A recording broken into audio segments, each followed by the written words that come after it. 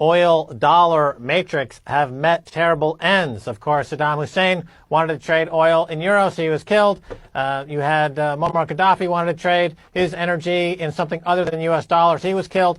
So the track record here is pretty dire. So kudos to China for taking this project on. You've got China and Russia and the Saudis are looking to escape the U.S. dollar hegemony.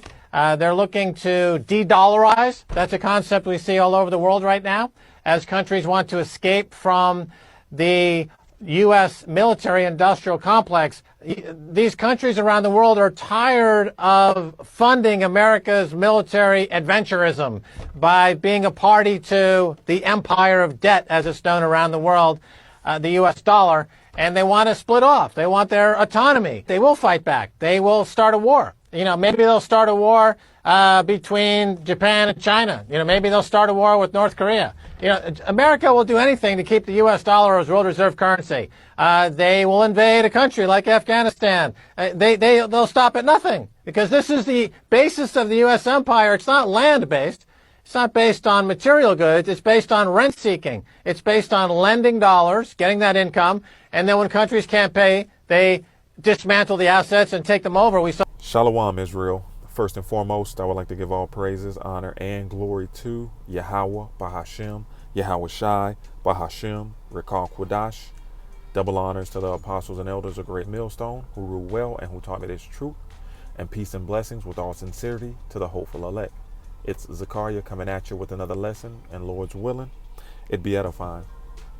So I have a couple clips, and I'm going to touch on this article real quick. And things are truly heating up. We know that throughout history, anytime the American dollar has come under attack, America has gone to war or assassinated a leader. Okay? Hence Saddam Hussein, the president of Iraq, or Gaddafi, the president of Libya. Okay? Every single time the dollar is threatened, the U.S. ramps up its propaganda machine, makes the target looks horrible in the media, and, they invade. And as we know, the dollar is being threatened once again, okay, by these BRICS nations. Okay, BRICS is an acronym for Brazil, Russia, India, China, and South Africa. So I'm going to touch on this article real quick. It reads, U.S. dollar will die after creation of a new currency, says analyst. The BRICS alliance will meet in August to jointly decide on the formation of a new currency to challenge the U.S. dollar. The next summit will be held in South Africa, and a rival currency to the U.S. dollar could be born. The American economy could face hardships if the new tender gains the trust of the international market. Right. Okay, we know that this new gold-backed CBDC, which is being developed by the BRICS nations, is a huge threat to America, okay, and the citizens of America, their way of life. Now, this is going to lead us to our first video. All right, the brother Karaya had threw this video into the chat, a couple of them actually, and I'm going to play a couple seconds from this, okay? And this is from the Canadian Prepper, as you can see.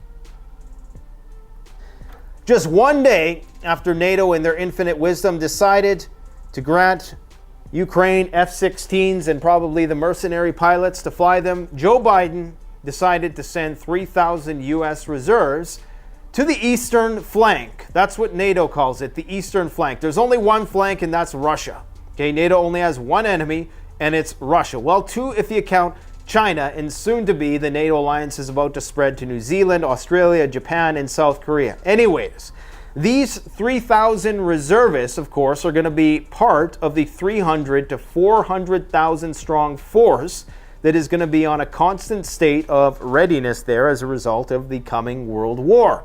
We also have Canada, who's going to be sending 1,200 troops to Latvia to keep them company. I'm telling you guys, the shizzy is hitting the fizzy. We got a lot of nuclear news to talk to you about today. We got the Wagners sending hints that World War III is coming, just weird, esoteric messaging. But let's just show you this diagram. All right, so World War III is the vibration, okay, in the air, in the atmosphere. All right, wars and rumors of wars. You know, Matthew the 24th chapter, 2nd Esdras the 15th and 16th chapter. That's the sentiment, the vibration going on, okay, here in America, Babylon the Great, and all throughout the world. So let's get a precept. Revelation chapter 11 and verse 14. It reads, "The second woe is past," woe meaning destruction, and these woes represents world wars. Okay, the second woe is past, which is World War II, and behold, the third woe cometh quickly. Right, World War III is coming quickly. It is coming, man, as quick as lightning. All right, because like I brought out earlier, okay, anytime the dollar is threatened, okay, American hegemony is threatened, okay, America is going to use its sword, man. All right, these Edomites are going to use their blessing, which is the sword, which is their military might. It's not by coincidence that they have the most spending when it comes to money being spent on their military.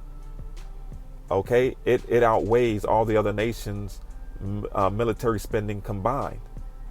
All right, so this third woe, okay, this third world's war is coming upon us quickly, okay, and these BRICS nations, okay, are tired of America's sanctions, tired of America's rule, and just being the bully of the whole earth, the hammer of the earth, a matter of fact. So this joint effort to bring about a new currency is a slap in the face to America, Babylon the Great. These nations are like, we're done with you. We don't want to do business with you. And that brought about another precept. Okay. This is Obadiah chapter 1 and verse 7. "All the men of thy confederacy have brought thee even to the border. The men that were at peace with thee have deceived thee and prevailed against thee." Yeah, all these nations that were at peace with you, you know, that feared you, you know, since you dropped, you know, the bombs on Hiroshima and Nagasaki, you know, they're like, damn, you know, they played nice, but now the gun is in their hand. All right. And the brother Rakalia always, you know, has a saying, it ain't no fun when the rabbit has the gun. So now these other nations have this great equalizer. They have Russia and China backing them, you know, selling them S-400s, missile defense systems, and ICBMs. So they're ready. These nations are ready. So it says, "All the men of thy confederacy have brought thee even to the border. The men that were at peace with thee have deceived thee and prevailed against thee. They that eat thy bread have laid a wound under thee. There is none understanding in him." Right. Even the OPEC nation, Saudi Arabia, you know, Sleepy Joe went over there to apologize and save face, you know, to try to save the relationship with Saudi so that oil wouldn't go join forces with the BRICS nations. And they were like, man, fuck you. So these nations, they're done with America. But America is not going to lie down. She's going to literally go out with a bang. All right. She's going to start the third world's war. She's trying to save face. All right. So I have another article. All right. That I actually, it's in a video that I did a year ago. So let me go ahead and pull that up. So this is a lesson that I actually did about a year ago, maybe a year and a half. And this article was going into the Ukraine war. All right. And this was before Russia invaded Ukraine. And I remember something in the article that I wanted to share, okay, with you, Akim and Akwa. So I'm going to play this. Start out by giving all praises, honor, and glory to. But I'm going to fast forward it. Salakia. What's going on? In troops into the region to maintain Putin. Then right here. This is one. I'll stop it right here.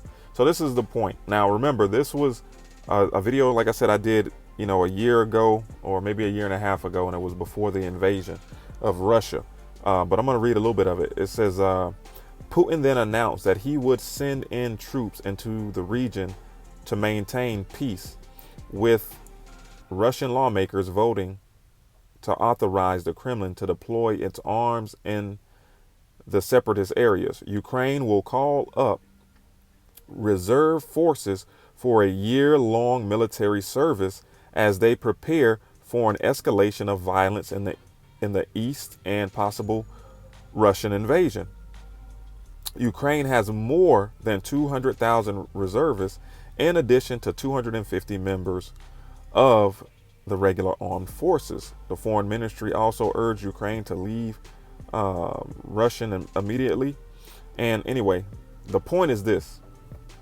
It says Ukraine will call up reserve forces for year-long military service as they prepare for an escalation of violence. Now, what did Canadian Prepper say in his video? It says America, okay, is sending 3,000 U.S. reserves to the eastern flank. All right, and those 3,000 reserves troops are going to join 300 to 400,000 other troops, okay, other strong forces, in a constant state of readiness over there. All right. So 3,000 American reserve troops to join the 300 to 400,000 troops that are already over there. Now, before the war in Ukraine started, they called up, Ukraine has more than 200,000 reserves. So they called up 200,000 reserves. Now, of course, America isn't going to call up that many right away because they have NATO. So they're going to put a couple of their troops with, okay, their NATO allies. But the point of the matter is, shortly after this video, I don't remember if it was 6 months, 3 months, or a year, the war between Ukraine and Russia commenced. So this war is following the same blueprint. They're calling up reserves.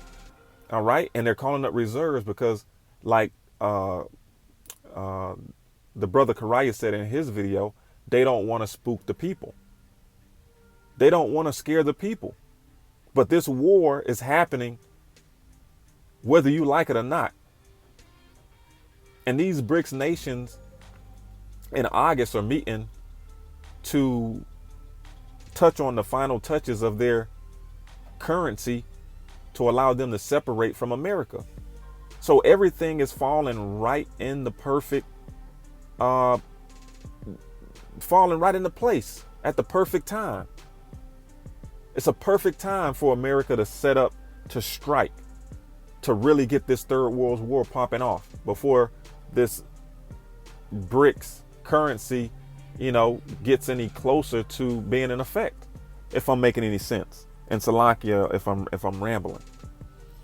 All right, but I would just look at the parallels of how the Ukraine and Russia war popped off with calling up reserves and the amount of troops, and how, you know, America is calling up reserves and sending 3,000 troops to the eastern flank to go join 300,000 to 400,000 troops, okay, with NATO.